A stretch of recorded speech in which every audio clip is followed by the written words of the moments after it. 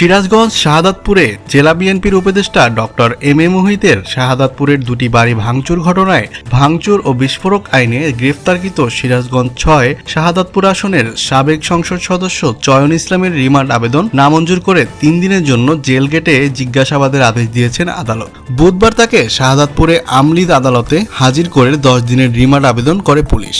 Remand শুনানিতে শেষে senior judicial magistrate Golam Rabbani সাবেক এমপি চয়ন ইসলামকে ৩ দিন জেল গেটে জিজ্ঞাসাবাদের আদেশ দেন। আদালতের কোর্ট ইন্সপেক্টর মোহাম্মদ আশরাফ আলী এ তথ্য নিশ্চিত করে তিনি জানান, বিএনপির সিরাজগঞ্জ জেলার উপদেষ্টা এম এ মুহিতের বাড়িতে হামলা ভাঙচুরের মামলায় পুলিশ চয়ন ইসলামের ১০ দিনের রিমান্ড আবেদন করে। রিমান্ড শুনানিতে আসামি পক্ষের আইনজীবী জামিনের আবেদন করলে রাষ্ট্রপক্ষ এর বিরোধিতা করে। উভয় পক্ষের শুনানি শেষে বিচারক রিমান্ড ও জামিন আবেদন নামঞ্জুর করে আসামিকে জেল গেটে ৩ দিনের জিজ্ঞাসাবাদের আদেশ দেন। সাবেক এমপি চয়নের আইনজীবী মোস্তাফিজুর রহমান সবুজ জানান, চয়ন ইসলামের জামিন আবেদন করলে উভয় পক্ষের শুনানিতে জামিন ও রিমান্ড নামঞ্জুর করে এবং রিমান্ডে জিজ্ঞাসাবাদের প্রয়োজন নেই বলে আদালত তা বাতিল করে ৩ দিনের জেল গেটে জিজ্ঞাসাবাদের আদেশ দেন। উল্লেখ্য, ২০১৮ সালে নির্বাচনকালে সিরাজগঞ্জ জেলা বিএনপির উপদেষ্টা ডক্টর এম এ মুহিতের শাহাদাতপুরের দুটি বাড়িতে ভাঙচুরের ঘটনায় এমপি চয়ন ইসলামের বিরুদ্ধে ভাঙচুর ও বিস্ফোরক আইনের মামলা হয়। এই মামলায় সাবেক এমপি চয়ন ইসলামকে